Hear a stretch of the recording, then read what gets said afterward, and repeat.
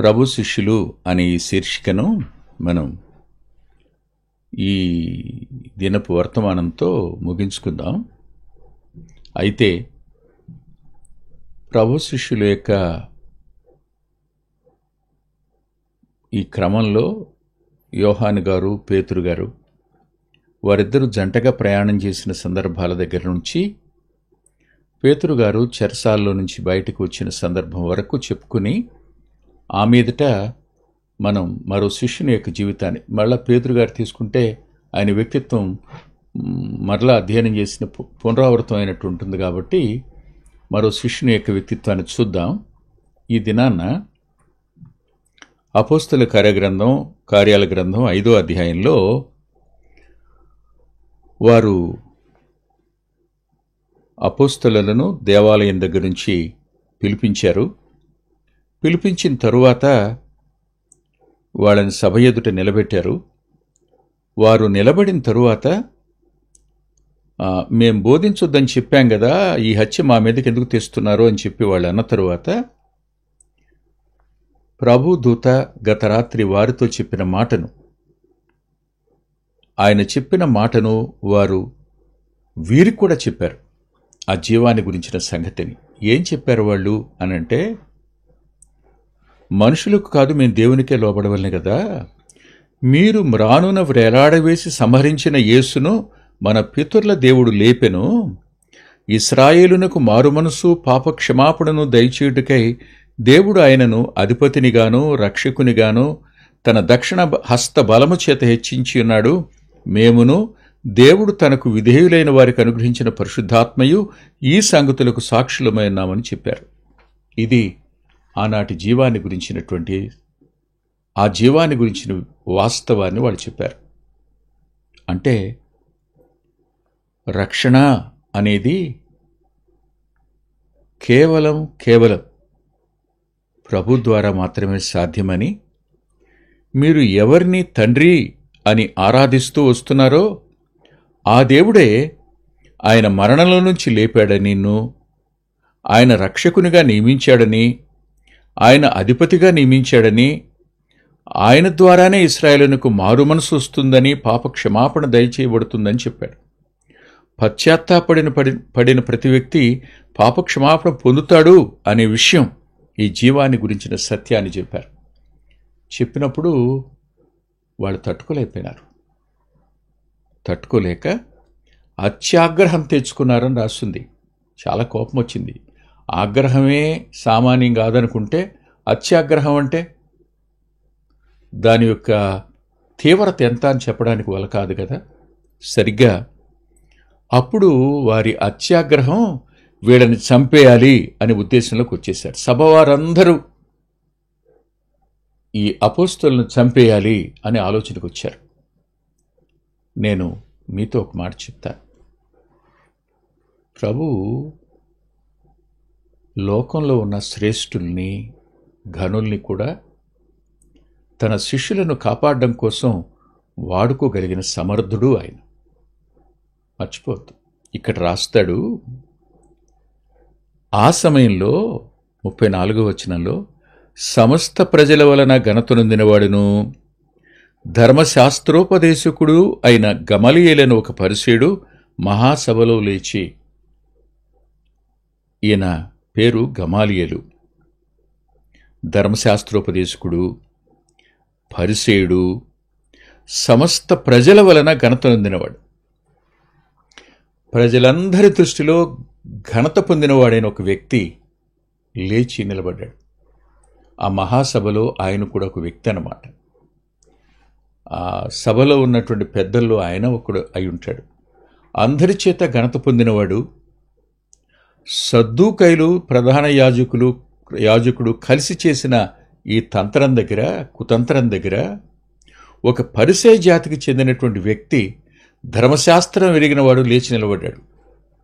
నిలబడి అతను మాట్లాడే మాటలు క్రైస్తవ్యాన్ని గురించి ఒక చారిత్రాత్మక ప్రకటన ఆయన చేశాడు.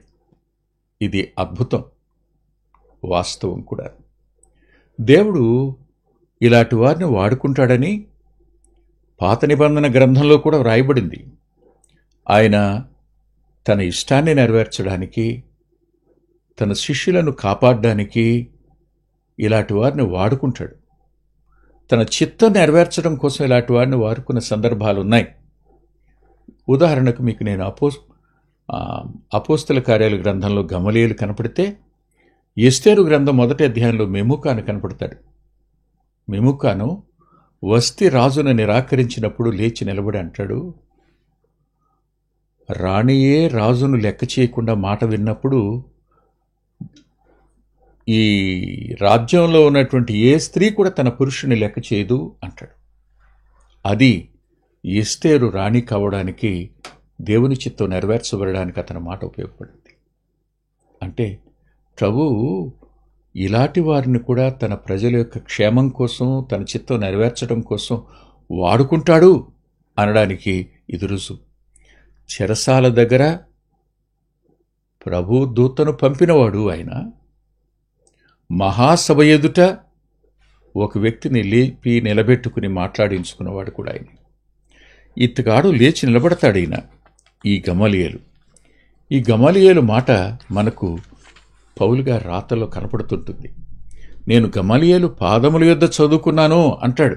అంటే గమలీయేలుకు ఉన్నటువంటి స్థాయి ఎంత గొప్పదో మనం గ్రహించవచ్చు. ఆయన లేచి నిలబడి వీరిని కొద్దిసేపు వెలుపలికి తీసుకుని వెళ్ళండి అని వెలుగు పంపుతాడు. పంపిన తర్వాత వారిని హెచ్చరించాడండి, ఇశ్రాయేలులారా, ఈ మనుష్యుల విషయమై మీరేం చేయబోతున్నారో జాగ్రత్త సుమండి అన్నాడు. ఈ మనుషుల విషయమై మీరేం చేయాలనుకుంటున్నారు జాగ్రత్త అన్నాడు. ఈ పదం ప్రపంచ ప్రజలందరికీ సంబంధించిన మాట. ఆ రోజు ఆ మహాసభలో ఉన్న వారిని గురించిన మాట మాత్రమే కాదిది, మొత్తం అందరికీ చెందింది.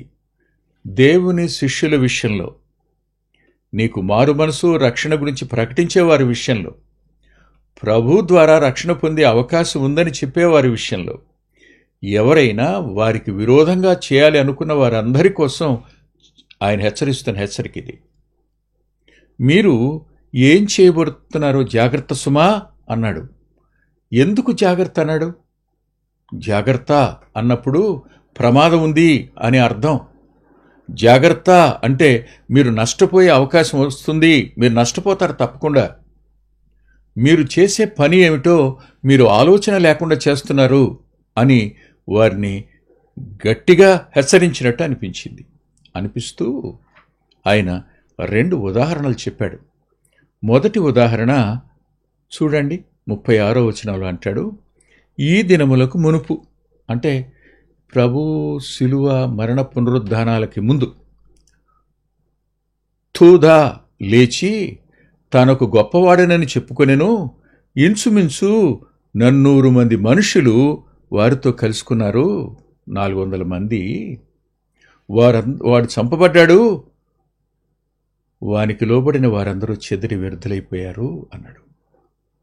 అంటే ఈ 33.5 సంవత్సరాలలో జరిగిందో ఈ మధ్యలో జరిగింది అన్నాడు. అంటే ఈ తరంలో జరిగిన సంఘటనే. ఈ తరంలో లేచినటువంటి తూదా అనేటువంటి వ్యక్తి తనకు గొప్పవాడినని చెప్పుకున్నాడు. ఇంచుమించు 400 మంది అతనితో కలుసుకున్నారు. కానీ వాళ్ళందరూ ఏమయ్యారు? అతను చచ్చిపోయాడు, చంపబడ్డాడు. వాళ్ళందరూ ఏమైపోయారు? ఇప్పుడు ప్రభు చంపబడ్డాడు అని మీరు అనుకుంటున్నారు, లేచారని వాళ్ళు చెప్తున్నారు. పునరుద్ధానాన్ని నమ్మని సద్దూకైలు, ప్రధాన యాజకుడు ఇవాళ వాళ్ళని చంపడానికి తెగిస్తున్నాడు కదా. నేను మీతో చెప్తున్నాను, అతనేమయ్యాడు? అతని వెంబడించిన వారు ఏమయ్యారు? మనం చంపి ఆ రక్తాపరాధం కట్టుకోవడం అనవసరం కదా. ఒకవేళ ఇది మనుషుల వల్ల కలిగిందా, వ్యర్థం అవుతుంది కదా అంటూ మరో ఉదాహరణ కూడా చెప్పాడు. అది ఎప్పటిదది? జనసంఖ్య దినాల్లో అన్నాడు. అంటే 33 సంవత్సరాల క్రితం ప్రభు జననం దగ్గర జనసంఖ్య అది. ఆ సమయాన గలిలయుడైన యోధా అని ఒకడు వచ్చి 37వ వచనం, ప్రజలను తనతో కూడా తిరుగుబాటు చేయ ప్రేరేపించాడు. వారు కూడా నశించారు, వారికి లోబడిన వారందరూ చెదిరిపోయారు అన్నాడు. ఈ 2 ఉద్యమాలు నిర్వీర్యమైపోయాయి. ఇది మనుషుల వల్ల కలిగిందా? అదే నిర్వీర్యమైపోతుంది. ఒకవేళ ఇది దేవుని వల్లే జరిగింది అనుకోండి, అప్పుడు మీరేం చేస్తారు? మీరు దేవునితో పోరాడిన వారవుతారు. ఈ ఆలోచనైనను ఈ కార్యమైనను మనుషుల వలన కలిగినదాయినా అది వ్యర్థమగును. 38వ వచనం, 39. దేవుని వలన కలిగినదాయినా మీరు వారిని వ్యర్థపరచలేరు. మీరు ఒకవేళ దేవునితో పోరాడువారవుదురు సుమీ అన్నాడు. అంటే ఏం చెప్పాడు?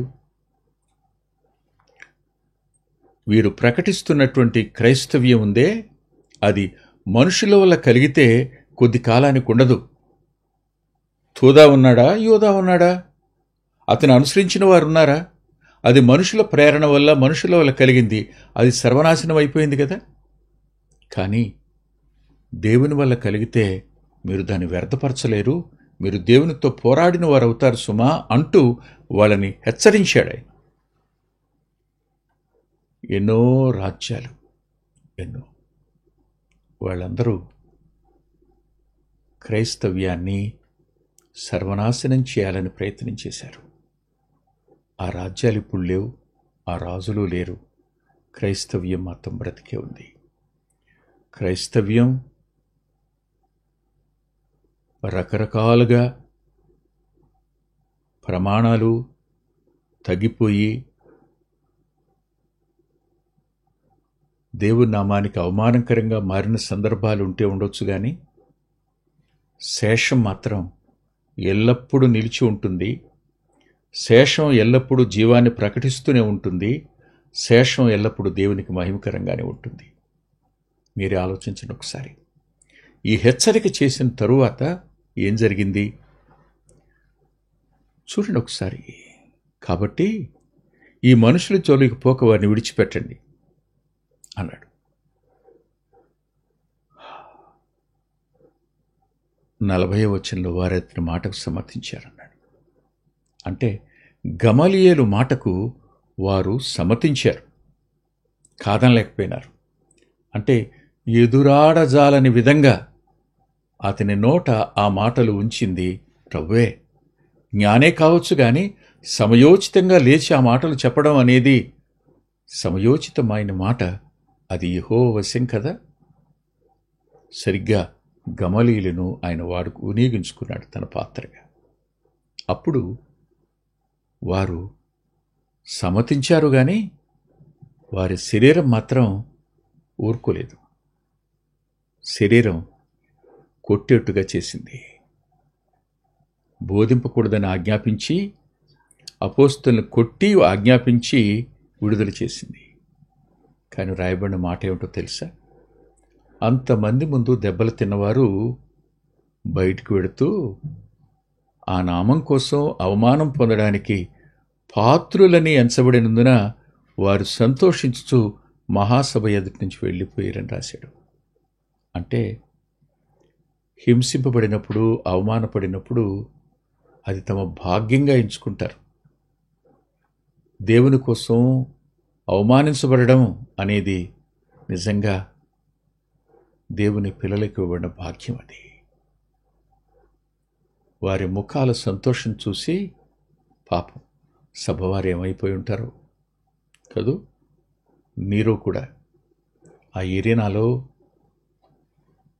క్రైస్తవులను చంపడం కోసం వాళ్ళనే స్తంభాలకు కట్టేసి, వాళ్లకు కీడు పోసి, నిప్పంటించి, ఆ వెలుగులో క్రైస్తవుల్ని, వారి భార్యల్ని, పిల్లల్ని విడిచిపెట్టి సింహాలను వదిలిపెడితే అవి వచ్చి చంపుతున్నప్పుడు అతడు ఏవో తింటూ సంతోషిస్తూ ఆ అరుపులు విని ఆనందించాలి అనుకుని ఆనందించేవాడు.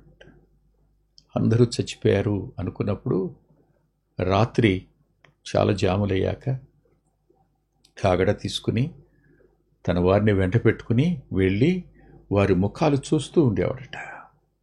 కానీ ఎవని ముఖంలోనైనా సరే బాధ కానీ భయం కానీ కనిపించక వారందరి ముఖాలు సంతోషంగాను, వారందరి ముఖాలలో సంతృప్తి కనిపించగానే అతని అంతరంగం విలవిల్లాడిపోయిందని ఓ చరిత్రకారుడు రాస్తాడు.